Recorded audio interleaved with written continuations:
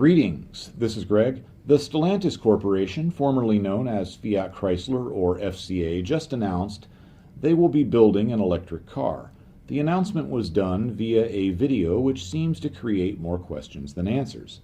However, an executive from the company is on record saying, and I'm paraphrasing here, that this video they put out has a lot more to it than initially meets the eye, and that when the car arrives, we'll see that they were telling us all along what they were coming up with.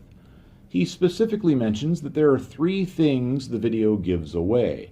A lot of people are speculating on just what these are, so I'll throw my hat into the ring and do the same. Let's get going.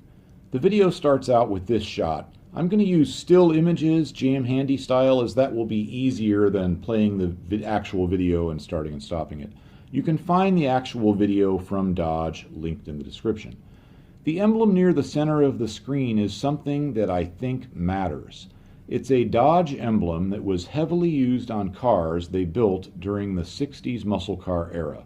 I can't give you an exact date when they started or stopped using it. I'm sure someone else can. I'm not really into minutia like emblems and trim on these cars. I'm more of a pistons and camshafts guy.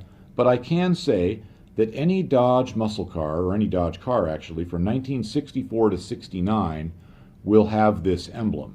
It's on some 1970 cars, and it seemed to disappear very shortly after that. So this emblem is very closely tied to the 60s muscle car era.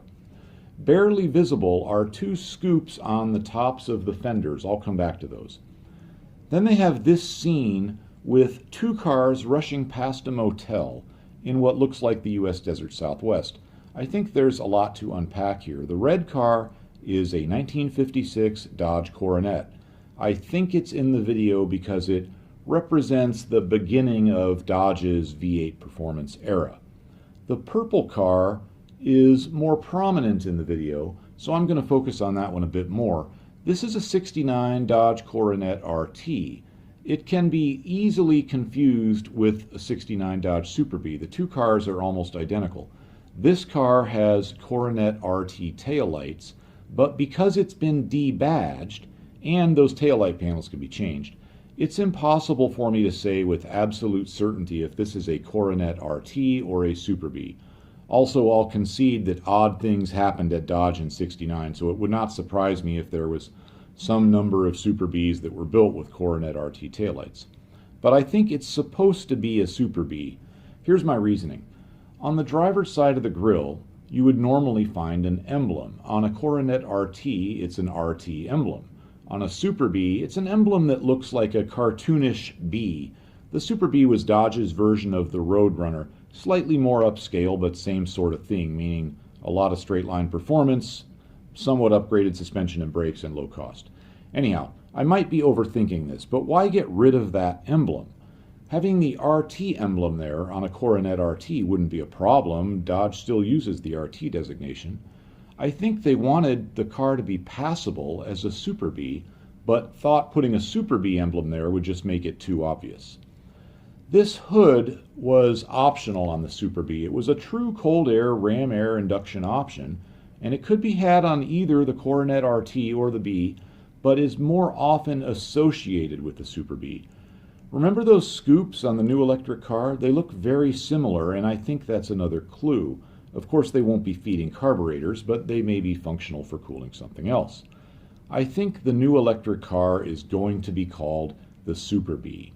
The name Coronet just doesn't make a lot of sense to me, and in this video they either used a Super Bee that's been debadged so it wouldn't be too obvious, or that's a Coronet RT debadged so it can pass as a Super Bee. But either way, the only reason I can come up with that they debadged this thing is to hint at the Super Bee name.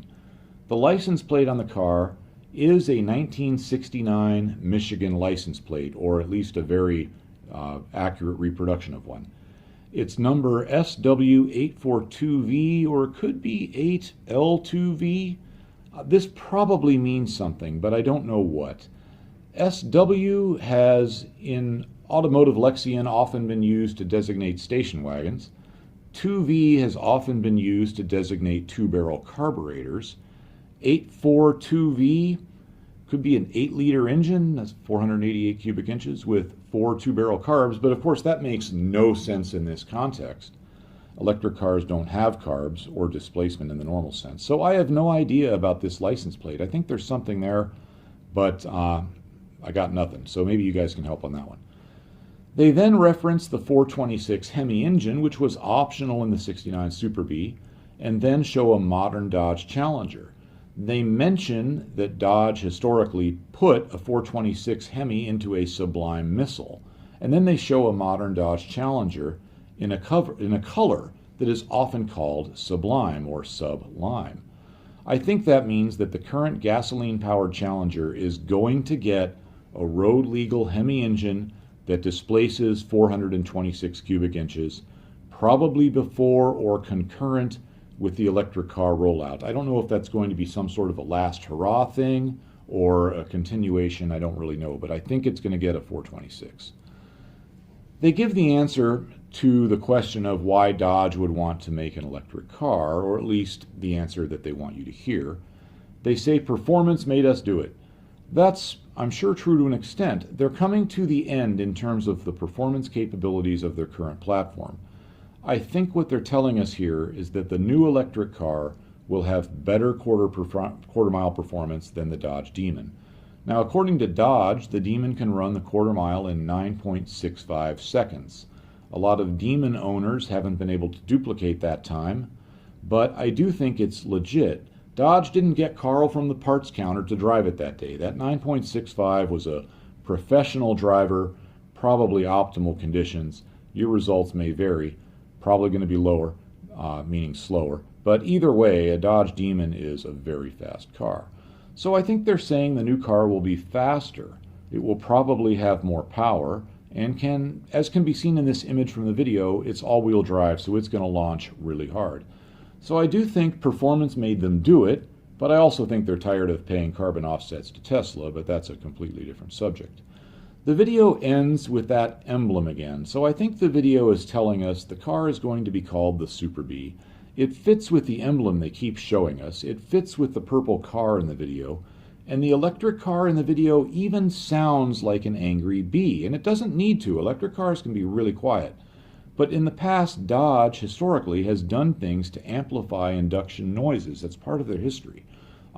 They've also amplified supercharger whine in the past, so it would not surprise me if the car is louder than other electric vehicles, and that could play into the Super Bee name.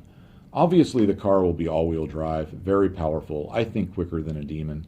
The video makes this pretty clear. I think I'm on solid ground there. Those scoops are probably to connect it with the 60s Dodge muscle cars, specifically the Super Bee, much like that emblem they keep showing us.